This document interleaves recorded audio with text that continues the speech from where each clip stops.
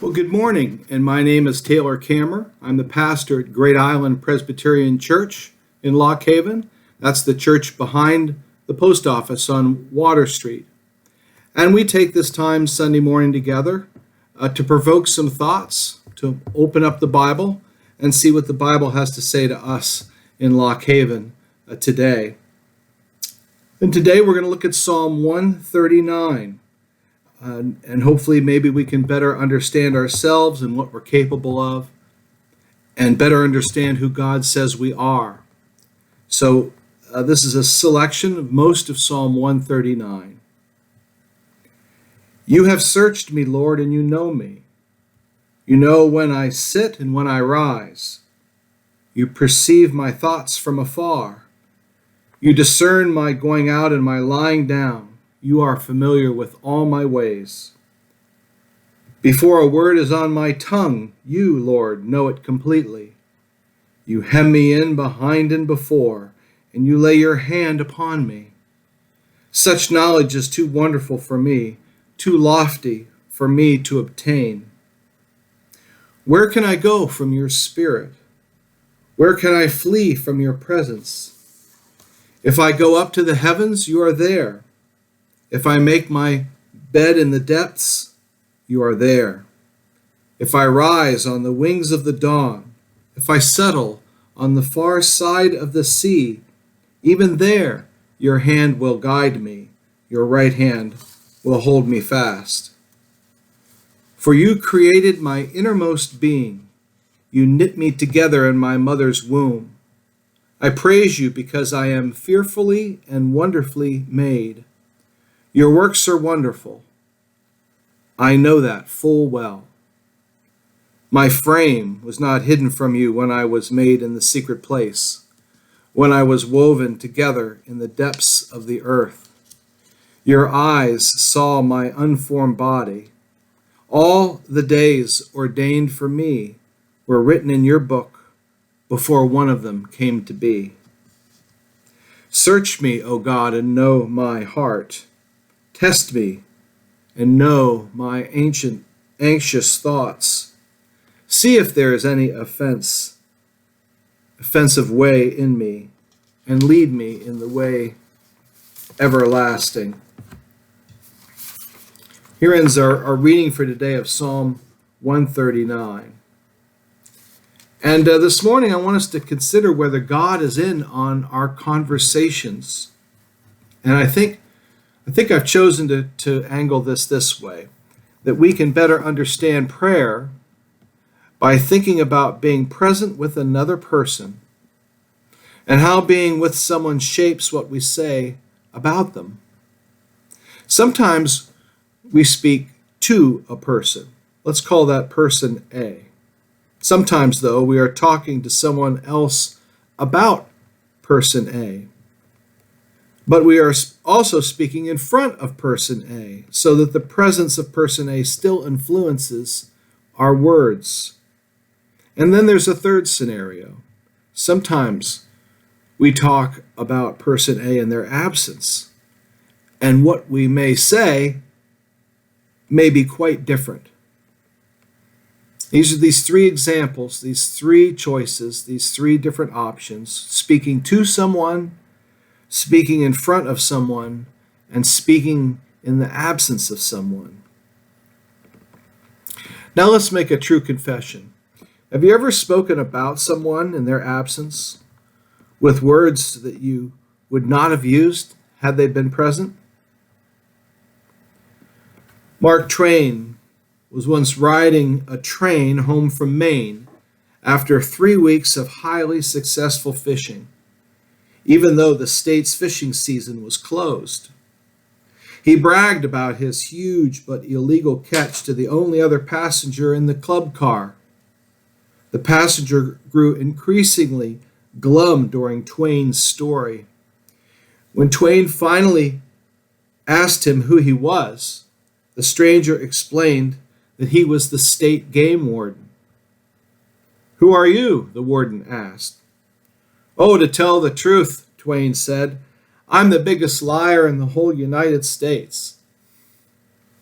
Often when I am speaking to someone, in front of someone, I hide my real heart.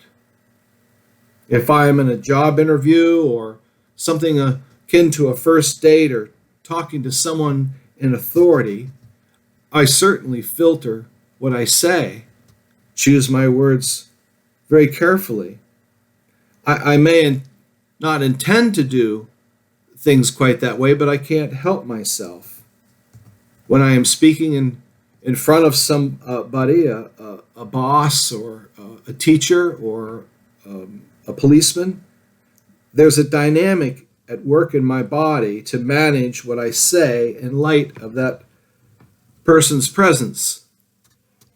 There's always a sense of effort or strain attached to this, so I long for some place where I can go to be my real self, as they would say, when I do not guard my words or body language or work hard to manage the impressions of this other person. Sometimes this idea of being myself is maybe not quite the same thing as being the person that I'm capable of being, or I would most like to become. So let's bring God back into this picture. Remember, we're trying to imagine something about prayer and conversation and how we reveal our true selves. The reality with God is that we are never speaking or acting in his absence.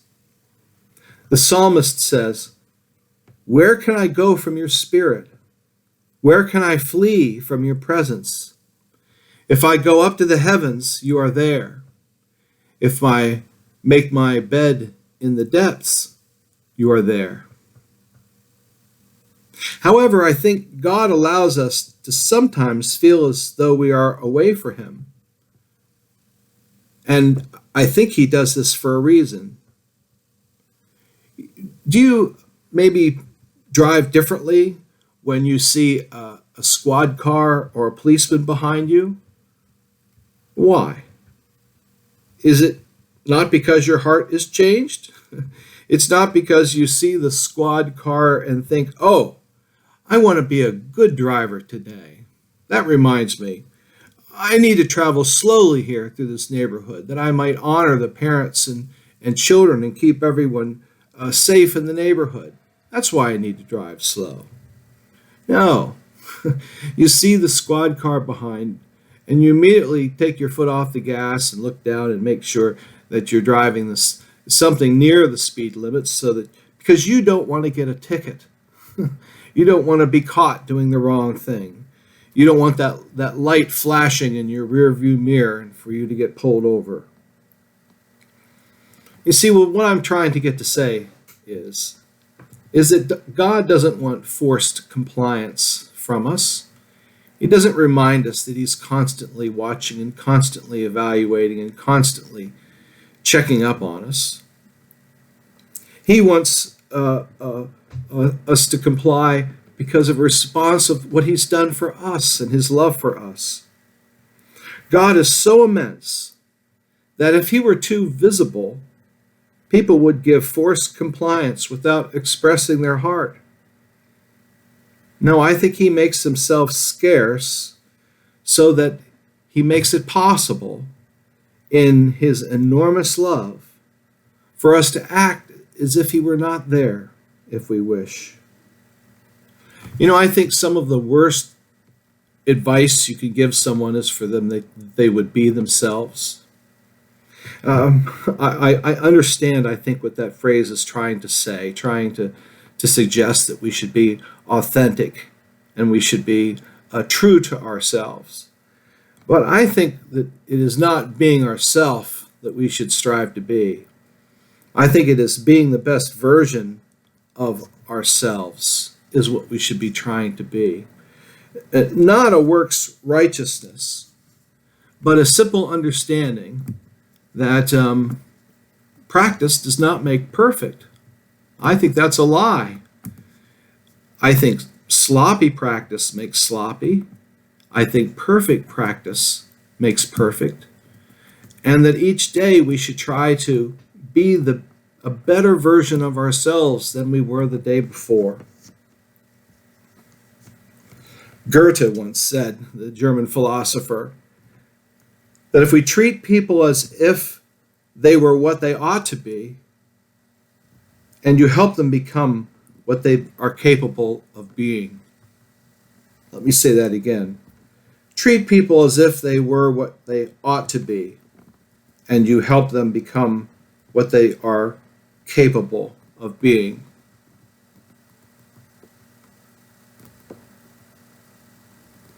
That's the reality that God is helping us and getting us to. He's giving us an opportunity to be each day a little more as we were intended to be, as we were when He knit us together in our mother's womb, that He imagined the best version of us, and that He loves us and cares for us and will catch us when we fall. He will pick us up with His mighty right arm and set us up, and He will love us even though we fail. But He will mostly love us because He made us, and He made us to be a pleasure to Him. So that's our message for today.